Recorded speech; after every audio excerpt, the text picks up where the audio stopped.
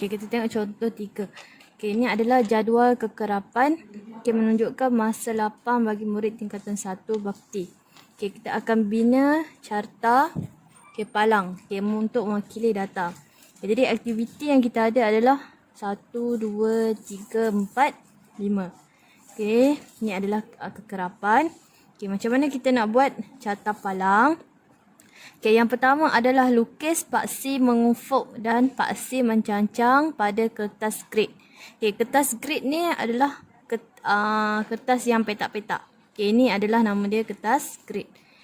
Okay, paksi mengufuk adalah yang di bawah ini, iaitu paksi X kalau paksi mengufuk. Okay, paksi mencancang adalah paksi Y, iaitu yang menegak ini. Ini adalah mencancang. Okay, yang kedua, kita pilih satu paksi untuk menandakan skala yang sesuai. Okay, jadi kalau yang pertama ini adalah carta palang kita. Okay, di mana palang ini dilukis secara menegak. Okay, jadi pada paksi mengufuk adalah dilabelkan yang pertama adalah membaca, menonton televisyen, melayari internet, bersenam dan mendengar lagu. Okay, untuk skala, nak tahu berapa skala yang kita gunakan, tengok kepada jumlah kekerapan. Okay, kalau sini kekerapan yang paling tinggi adalah 9. Okay, kekerapan yang paling rendah adalah 4. Okay, jadi skala yang boleh kita gunakan adalah sifir 2. Yang sesuai lah. Okay, kalau kita menggunakan sifir 4, nanti dia terlampau kecil kita punya carta palang. Jadi guna sifir 2, 0, 2, 4, 6, 8, 10. Okay, jadi di tengah-tengah ni adalah 1 lah. Okay, seterusnya kita labelkan lah. Okay, membaca kita tengok adalah 8. Jadi kita pun buat sampai 8 palang dia. Okay, menonton televisyen. Okay, 9. Okay, kita buat palang kita sampai nilai dia 9. Di sini adalah 9. Okay, melayari internet 7. Jadi buatlah awak punya palang sampai 7. Okay, bersenam sampai nilai dia 6. Okay, mendengar lagu sampai nilai dia 4. Okay, bila dah settle semua, lepas tu kita tuliskan tajuk carta palang, iaitu aktiviti masa lapang. Okay, jangan lupa untuk labelkan paksi dengan kalau ini paksi Y ni ataupun paksi mencancang ini dengan bilangan murid. Yang ni paksi mengufuk dengan aktiviti. Yang sebelah ini sama juga, cuma kita buat palang secara mendata. Tadi secara menegak. Jadi secara mendata dia punya label pada paksi pun berubah lah. Jadi paksi mengufuk adalah bilangan murid. Paksi mencancang adalah aktiviti. Sama juga. Contohnya yang ni membaca. Nilai dia sampai 8. Jadi awak buatlah awak punya palang sampai 8. Jadi dari sini kita akan membandingkan bilangan murid bagi aktiviti masa lapang yang berbeza. Jadi kita boleh tengok secara jelas melalui bentuk grafik. Okey, contoh yang keempat, ini adalah menunjukkan markah sekumpulan murid dalam kuis sains dan matematik. Maksudnya kita ada 2 item kat sini. Ada kuis sains dan matematik. Diambil oleh 4 orang murid. Jadi kita nak bina satu carta palang. Sekarang palang kita bina adalah secara menegak. Jadi warna ini sebenarnya adalah untuk membezakan kita punya kuis lah. Sebab kita ada 2 kuis. Sebab tu dia warnakan supaya dapat beza. Jadi yang pertama di bawah ini adalah kita labelkan dengan murid. Yang kedua adalah markah. Kalau kita tengok di sini, untuk skala dia yang sesuai, yang paling rendah adalah 30. Yang paling tinggi adalah 50. Jadi yang sesuai kita buat sifir 5 lah.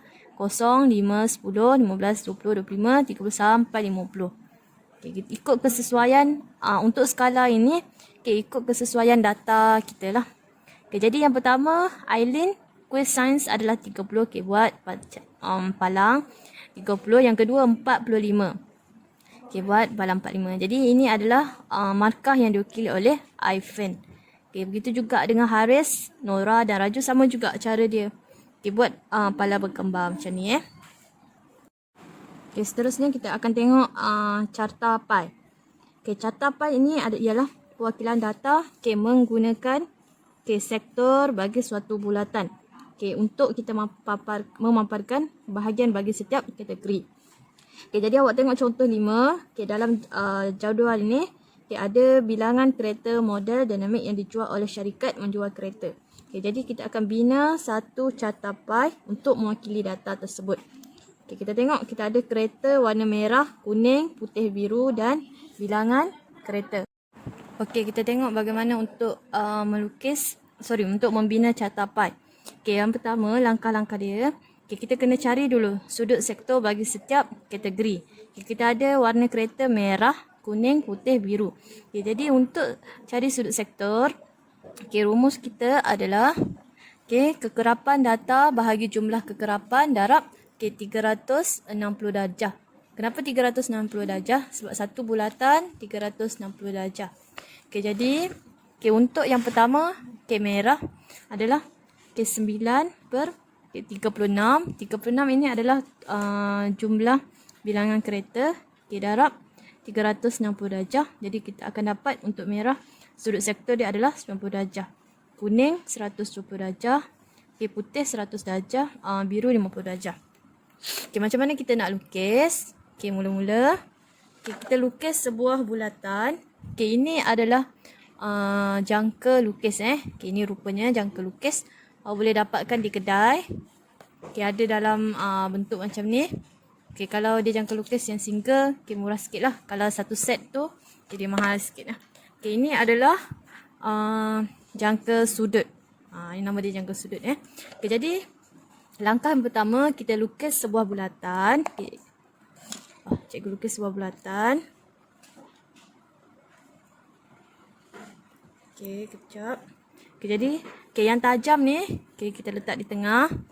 Lepas tu kita buat pusing saja. Pastikan yang tajam tu letak di tengah. Lepas tu awak pegang dekat atas ni. And then, pusing saja. Ini adalah 360 darjah lah. Yang kedua kita tengok.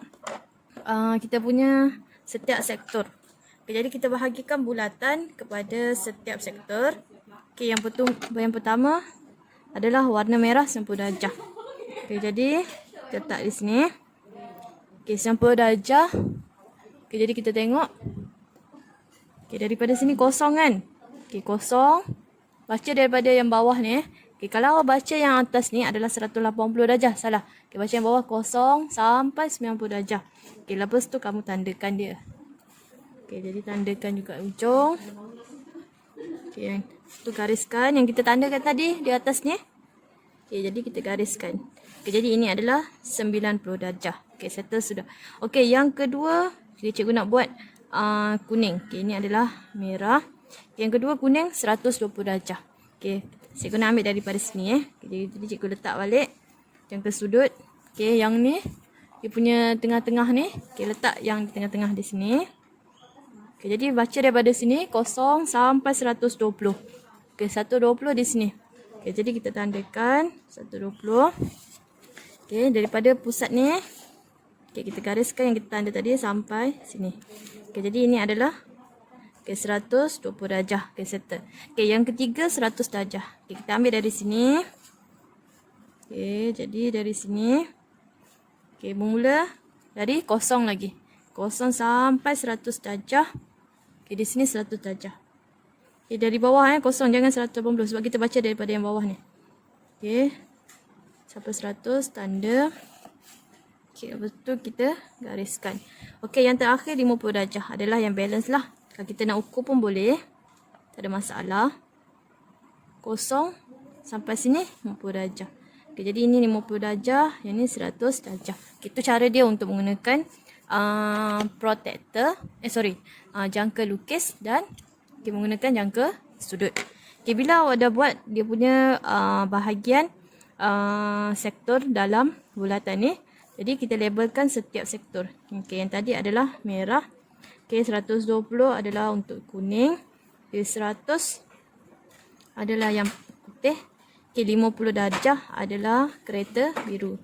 Okey, yang terakhir kita buat dia punya tajuk. Jadi tajuk tuliskan di atas ni lah. Okey, jualan kereta model dinamik. Okey, sama ada di atas atau di bawah. Biasanya kita letak di atas lah dia punya tajuk carta pas.